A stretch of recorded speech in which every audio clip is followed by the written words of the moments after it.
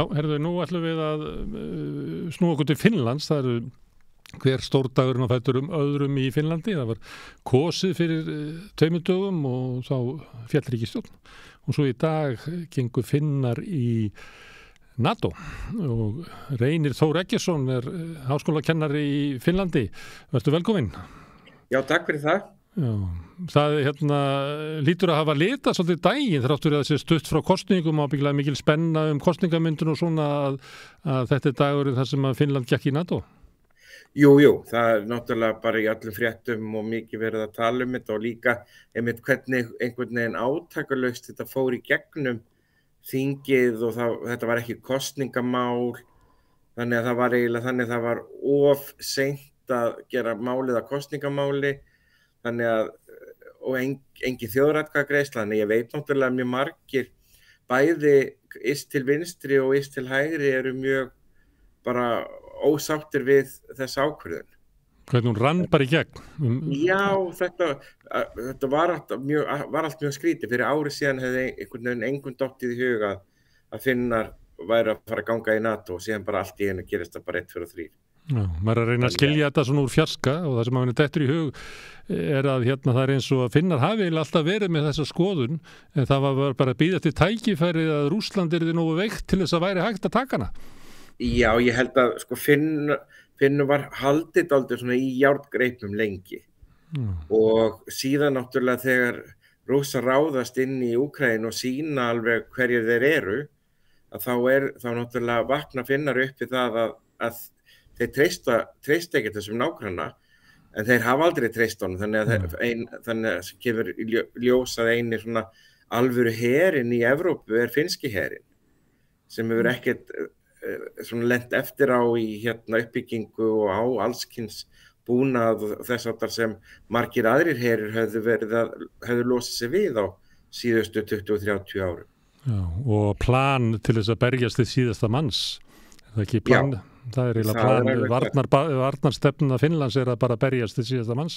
Já, og það náttúrulega bara mjög rík herskylda og endurmenntun fyrir þá sem gengt hafa herskildun eru ennþá á hernaðar aldri, innköllunar aldri. Herðu, það var stórdagur í dag þegar Finnar gangin í NATO og það var líka stórdagur í gær að þá varst þú finnskur ríkisborgari. Ég vaknaði í gær við það að ég væri orðinn finnskur ríkisborgari, degi og seint til þess að fá að kjósa og reyna að hafa einhver áhrif á ríkisstjórnarmyndun. En jú, þannig að núna í dag ég ríkisborgari 2 NATO-landa. Ég veit ekki alveg hvort að ég 12 ár hefði verið sérstaklega glaður með það. En það þarf ekki að spyrja því, þú ert ánægður með finnskt samfélag, þú ekki að sækjast að vera ríkisborgari. Jú, það mjög gott að búa. Segðu mér á hverju ertu svona hrifinn af Finnlandi? Það fungerar bara allt einhvern veginn svo vel. Hérna eru almenningssamgöngur. Ekki betur en á Íslandi, ef ég má grípa fram í. Ekki betur en á Íslandi? Já, allavega almenningssamgöngur og lánamál. Hér sé ég höfuðstólinn af húsnæðisláninu mínu lækka 500-600 evrur á hverju mánuði. Þannig að auðvitað hafa vextir aðeins hækkað síðust ári en vextir eru líka ákveðnir alveg heilt ár fram í tíman. Þannig að bankinn tekur líka séns. Ekki alltaf að laga eftir sinni þörf. En þannig að þetta svona samstarf einhvern veginn. En síðan líka bara almenningssamgöngur virka og það kjarabót upp á 100.000 kall eftir skatta með hvað kostar að reka bíl í Reykjavík. Nú mun rigna inn umsóknum frá Íslendingum ríkisborgararétt í Finnlandi. Já, þetta líka dálítið þægilegt að ef maður búin að búa hérna í 5 ár þá þarf maður ekki að sækja heldur maður sendir inn svona tilkynningum að maður vilji gerast finnskur ríkisborgari og það bæði ódýrar og auðveldara ferli ef maður Norðurlandabúi. Já, það er ekki að sækja það hart eins og raunin hér. Ég skoðaði einhvern tímann að Íslendingar að veita kannski bara 3/4 af þeim ríkisborgararétt sem mann tekur svona hlutfall af þjóðinni heldur en á Norðurlöndunum og í Finnlandi. Við erum mjög spar á okkar ríkisborgararétt. Já, það tekur líka alveg bara óralangan tíma, Herðu, kosningarnar, það hægri sveifla í Finnlandi, það bara þannig, eða ekki?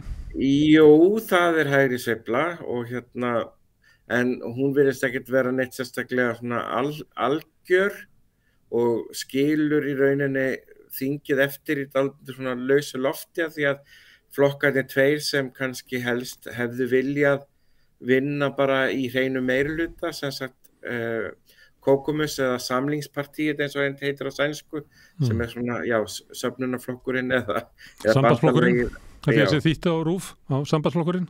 Sambandsflokkurinn, já, og síðan sannfinnarnir eða sem sumir vilja kalla einföldu finnana, að þeir héldu kannski lengi að þeir myndu ná hreinu meirihluta, svona einhverjum vikum eða mánuðum fyrir kosningar, en það gerðist ekki og þeir eru bundnir af því að fá að minnstakosti einn flokk með sér, sem sagt og best væri fyrir þá væri að fá, sem sagt, væri að fá miðflokkin, gamla bændaflokkin, en formaðurinn þar hefur sagt að þeir ætla að halda sig í stjórnarandstöðu. Út af hverju? Er það að þið vilji ekki fara með sönnum finnum eða hvað heita? Nei, það er bara aðalega að þið töpuðu svo miklu fylgi og hafa tapat bæði í síðustu kosningu þegar þeir hafðu verið í hægri stjórn og núna þegar þeir hafa verið í svona vinstri miðjustjórn. Þannig að þau vilja einhvern veginn bara nota tíman til þess að byggja sig aðeins upp.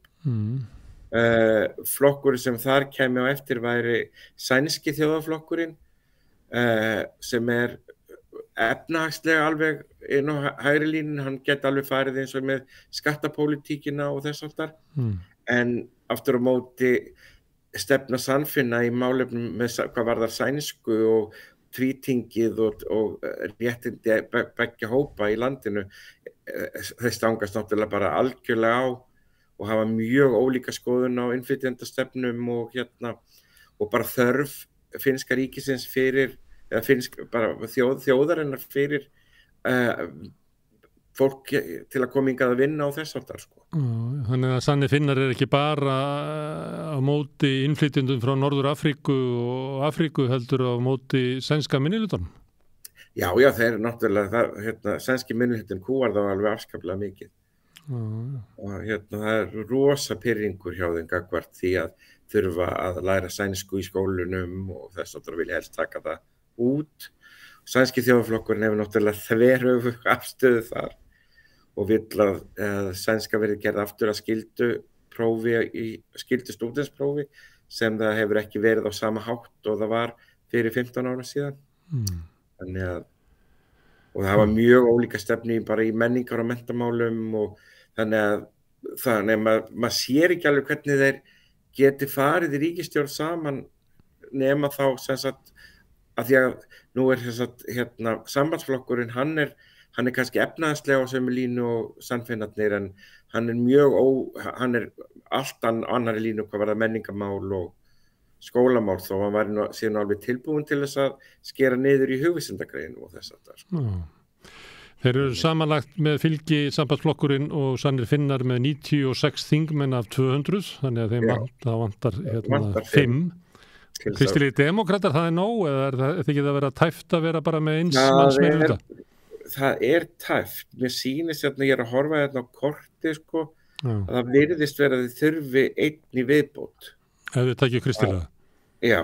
Og það gæti þá náttúrulega verið, það er einsmannsflokkur sem heitir Líka nutt eða Rörelse nú, Hreyfing núna, sem er svona liberal flokkur hvað var efnahagsmál.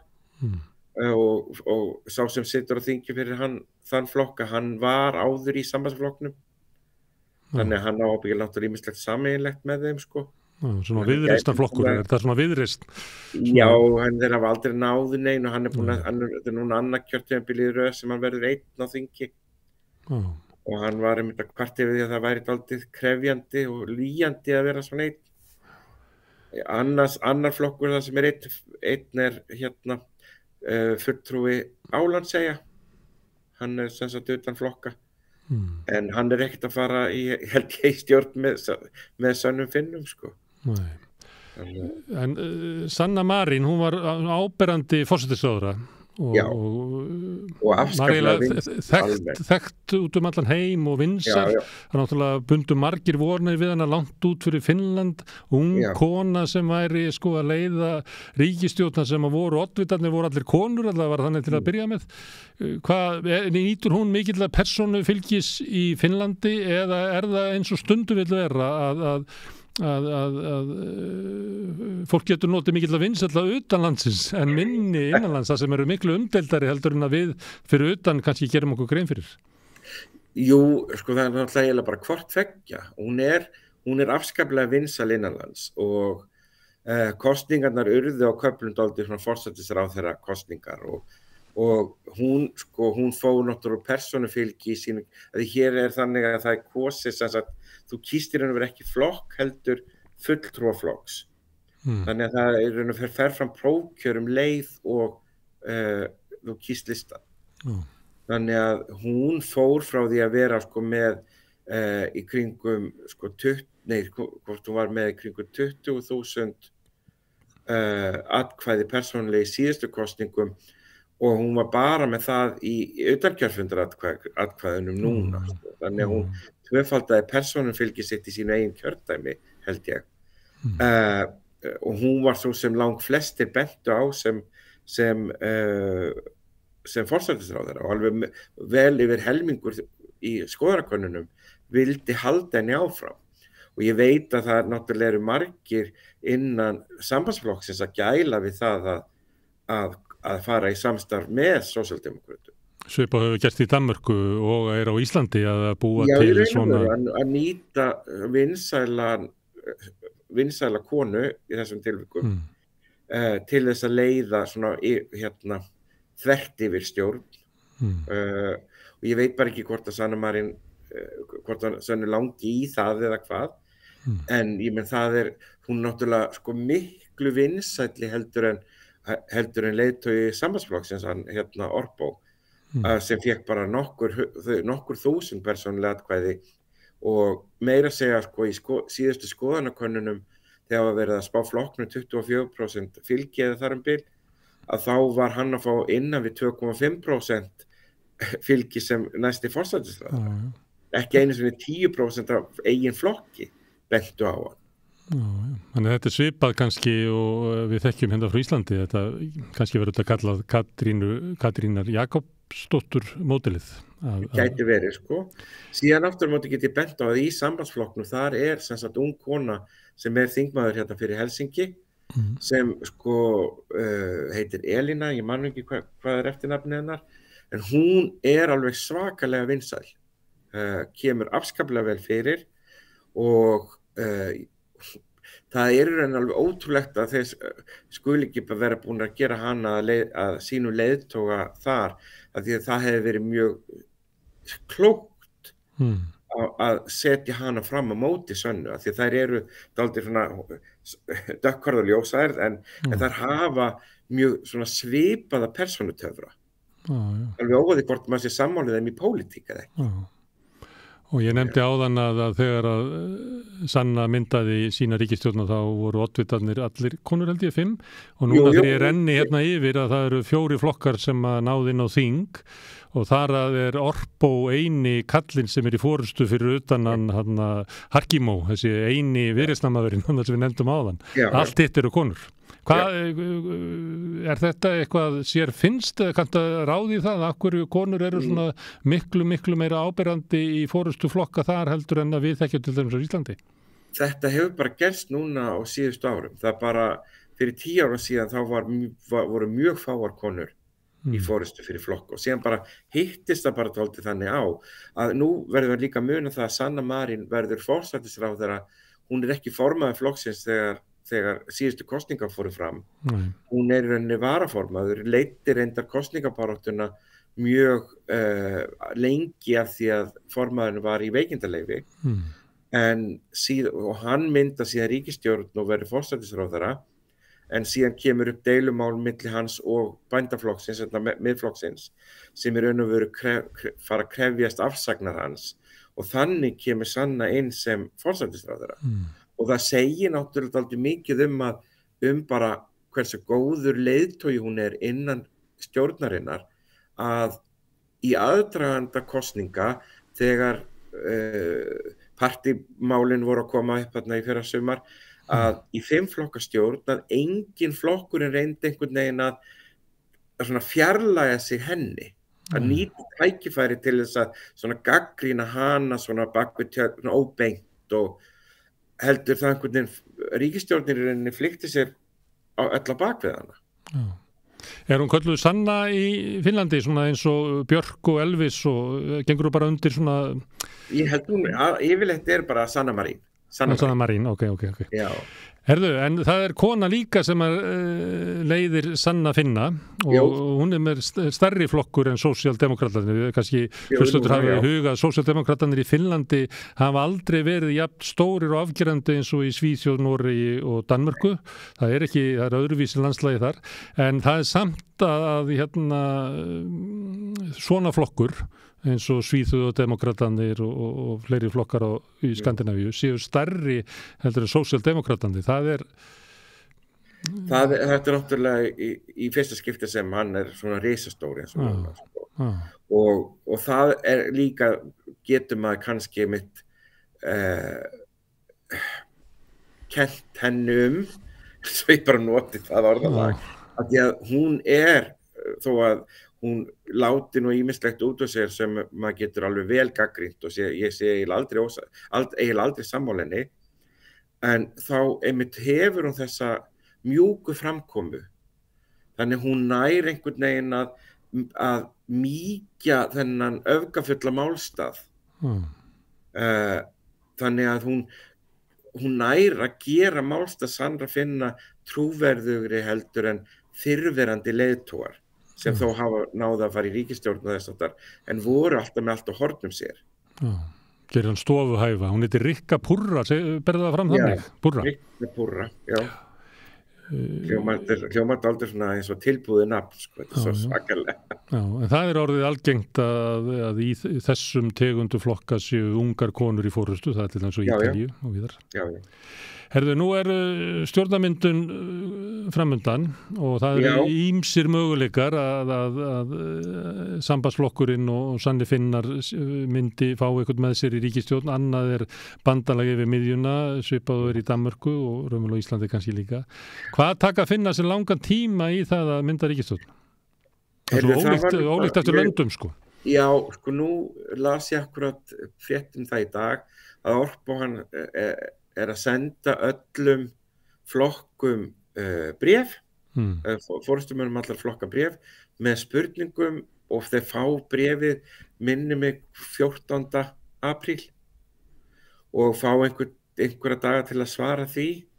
Það verður víst með mjög ítarlegum spurningum og síðan í kjölfarið fer hann bara boðar hann hvern á fætur öðrum á sinn fund og fer bara í það að ræða stöðuna þannig að ég held að við erum að tala alveg mánuð held ég frá því núna að það verði ef það gengur af því að það er ekkert augljóst að það gangi að setja saman ríkisstjórn af því að sko hvaða afarkosti Sannir Finnar setja sem ekki hugnast til dæmis sænska þjóðarflokknum hvort að textan á að draga miðflokkin inn í ríkisstjórn úr svona persónulegri útlegð þá það er svona kannski það helst að vikurnar líði og það kannski mýkist afstaða þeirra. Já. Stundum það þannig að það kemur í ljós í kosningabaráttunni að það snúast eitthvað tiltekið sem að verður svona leiðbeining fyrir flokkana eftir kosningar, það er misjafnt eftir löndum. Ef ég myndi spyrja þig hvað snerust þessar kosningar? Gætirðu svarað því? Við á Íslandi eigum stundum í erfiðleikum með að svara því, ég held að geta engi svaraði hvað síðustu kosningar snerust á Íslandi. Sko, það snerust aldrei Sönnu Marín að hluta til. Það snerust ekkert mikið innflytjendamál, þannig að það er rauninni mjög spes hvað Sannir Finnar náðu miklum árangri, en síðan það náttúrulega líka bara það ég sit hérna í Helsinki, vinn við háskólan í umhverfi sem mjög vinstri og miðju sinnað, menningarlega sinnað, hefur allt aðrar skoðanir heldur en eru kannski ríkjandi á svæðum annars staðar þar sem atvinnumál geta verið miklu erfiðleikar, samfélagslega einangrun og þess aftar, og þannig að sko, allir sem ég þekki voru miður sín eftir þessar kosningar, en einhverjir eru mjög glaðir líklega, sko. En af hverju er fólk miður sín? Finnst fólki vera erfitt að vera í landi þar sem að Sanni Finnar njóta svona mikils fylgi? Kemur það fólki á óvart og gera sárt? Það þykir það vont, já. Og síðan bara líka það að missa þessa ríkisstjórn sem það var almennt allavega í kringum mig mjög mikil ánægja með, þótt að væri ekki alltaf allir sammála öllum aðgerðum. Þá var náttúrulega mjög margt í raun og verið maður hugsa út í bara hversu mikið gekk á, bæði með COVID og fyrst með það þurfa að skipta forsætisráðherra, COVID, stríðið, NATO, hvað einhvern veginn margt hefur gengið á, og samt einhvern veginn stendur hún mjög sterk, sem sagt allavega gagnvart miðjunni og sínu fólki, sko. Og það er spurning svo hvort hana langi í annan slag eftir 4 ár að vera í stjórnarandstöðu, eða hvort hún vill frekar vera í ríkisstjórn og halda áfram að leiða landið á þeirri braut sem kannski langflestir vilja. Það er svona þokkalega svona frjálslynt efnahagskerfi, lægri skattar og meira fólk að það sé auðveldara að komast inn í landið, og bara að það sé streymi vinnukrafts, og þannig að það sé ekki öllum dyrum læst. Já. Herðu Reynir, þakka fyrir að taka upp símann og spjalla við okkur þingstjórnmál, og ég óska til hamingju með ríkisborgararéttinn. Já, takk fyrir það. Takk fyrir það. Ég heilsa. Samstöðin í eigu hlustenda, áhorfenda og lesenda. Þú getur átt samstöðina ásamt öðrum félögum í Alþýðufélaginu. Þú getur gengið í Alþýðufélagið á samstöðin.is. Þar hnappur sem segir skráning.